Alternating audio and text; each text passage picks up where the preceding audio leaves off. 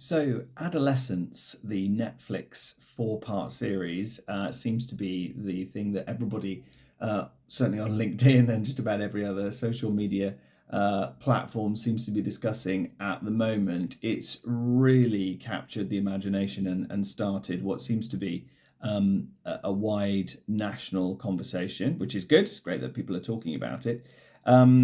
So, what have I taken from it? Well, first of all, as an actor, it's important just to say what an incredible job I think that the actors have done and everyone who's put the show together. It's amazing. Doing four episodes, each one in a single take, is just extraordinary as an achievement. Putting that aside, though, what's the message of the series and what should we be focusing on? It's really interesting to see the response that it's had on social media because people are coming at it from particular viewpoints and they seem to be getting very, very different things from it. They're having very different experiences watching this show.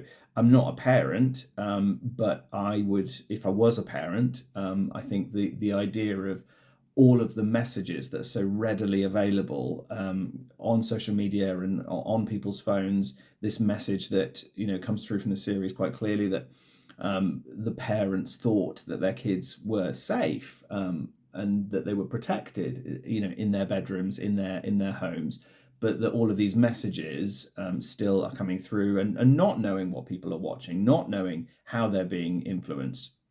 That against the backdrop of how the world has changed, how people relate to each other has changed, how the relationship between genders has changed over the last few decades, as people have rightly sought to make sure that women and girls don't have to put up with all of the stuff that they have had to put up with the discrimination, with the disenfranchisement that they've experienced. And as all of that has come to the fore, there is this real feeling, and a lot of comments that were being put online today was this feeling of, okay, but that means that men and boys have missed out. That as a result, this is a zero-sum game. That as the voices of women and girls have been elevated and amplified, that men and boys have somehow lost out. Whether you think that that's right or not, there is definitely this sense of, from so many people that I've been reading the comments of, there's this sense of, yeah, but what about us, and this feeling of comments that I've heard today. Men have forgotten how to be men. There's this sense of loss, that they've missed out as a result. So I think what we need to tackle and to challenge is this idea of it being a zero-sum game, just because actually, we've realized that women and girls have been at such a disadvantage and have had to deal with all of the things that they've had to deal with for so long, that because that's now being recognized and acknowledged and stuff's being done about that, that means that the men and boys have to miss out. I think we need to challenge that. If we don't provide positive role models, if we don't say, actually, this is what it is to be, this is what positive masculinity looks like in 2025 and beyond, then one thing is very clear, that there's a lot of people who are prepared to step into that void and start adding their voices. Andrew Tate is the one, of course, that is mentioned most frequently, but he's not the only one by any stretch. There are so many communities online that are there ready, waiting to fill the heads of men and boys with really hateful, anger-filled rubbish about what a man supposedly is, and how they've been passed over and left behind, and actually it's all about effectively arming themselves both physically and mentally for a conflict that is created by these communities themselves. And people say, well, look, there's lots of positive messages out there that these people are giving. I've nothing against encouraging people to get fit and to eat healthily, to go to the gym a lot.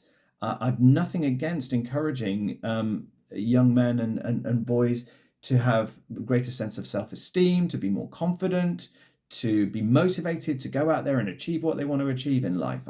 absolutely wholeheartedly endorse that, of course, but not if it's used as a Trojan horse method to smuggle in this sense of, yeah, and the reason why you haven't got all these things, the reason why you're having to do all of these things is because women and girls are trying to take it from you. The violent and vile misogyny that exists there, and if you start to take in that diet, is inevitably going to be a part of it. If you're taking that sort of advice from these providers, they have grown hugely rich off it and will continue to do so until we challenge it properly. I'm delighted to see that Spotify have finally taken down a vast majority, if not all, but a large chunk of Andrew Tate's teachings. I remember being sat on the tube. The first time I became aware of any of this, I was sat on the tube, and there was a young lad sat next to me, reading really avidly. And I remember my first response was fantastic. It's great to see, people reading rather than being on their phones, an actual paper book. And then I looked a little bit closer, and it was a book called The Rational Male. And I am quite a bad sort of, reading eavesdropper, and I do peer over and see what people are reading because I'm always interested to find out what people are into.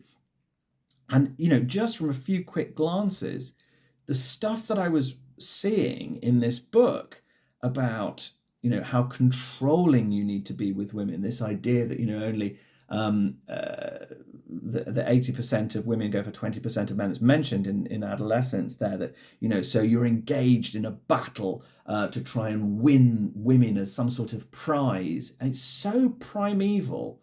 And it was there, really specific guidelines about saying never allow women to be in charge of birth control in a relationship, was actually the page that he was reading.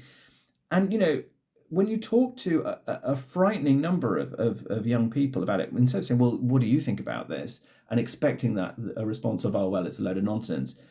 The response that you get, and you hear teachers talking about this a lot, is, well, actually, we feel like he's being misunderstood or he's being escaped, but actually he's got some really good points and the rest of it. We've got to engage, we've got to educate ourselves as to what the messages actually are and why they're appealing to these young people. And I do think that there is a win-win here. If we can connect and say, look, there is clearly a need here. There is clearly a need for support, for guidance, for some reassurance, for some attention and some, emotional investment. If we make sure that the people who are emotionally intelligent and emotionally prepared for this go out there and actually help these communities and provide those positive messages, then I think we can do a lot of good. If we don't fill that void, there's a lot of other people who are, filling it instead and are doing a lot of damage. I always remember, and I've talked about it before, working for one of the world's biggest educational publishers, and them saying that, educators now, people who are providing any sort of guidance, whether that's in schools, universities, businesses, wherever, we are in a situation where people do not need information anymore. What they need is guidance using the information they've already got. Everyone has access to, all of the information ever collated by the human race through their phones. They carry a device around in their pockets every single day. That they don't need to be given information anymore. What they need is help deciding what information they have access to they should trust and what they should discard, what messages they should listen to and what messages they shouldn't listen to. And it needs to be done, of course, from a position of compassion and understanding. We need to make sure that we are listening to the concerns and the grievances and finding out where this comes from, what void these people are filling as a result. Because if we don't do it from that, if we just shout at people, then what we end up doing is driving them into the arms and the playlists of all of the people that we've talked about who do not have their best interests at heart. The only interests they have are their own. So we need to understand where it's coming from, but we need to get out there and make sure that we're part of this conversation. There is clearly a need, whether or not, where that need comes from or whether or not you think that need is justified. I think, needs to take a little bit of a backseat in the conversation, and we need to make sure that we're getting out there and do that. Through my own childhood, I know what it's like to be missing messages of support both internally and externally, as you grow up, and what those internal narratives, how powerful those internal narratives can be. We need to make sure that we're replacing them with ones that are positive rather than the toxic rubbish that is swirling out around there at the moment, and genuinely putting people in danger and potentially putting people in situations where confrontations can end in the way that they do in the series. So I'm very grateful to them for putting the program out there. If nothing else, it started a really important conversation. Hope you're well. Thanks for listening.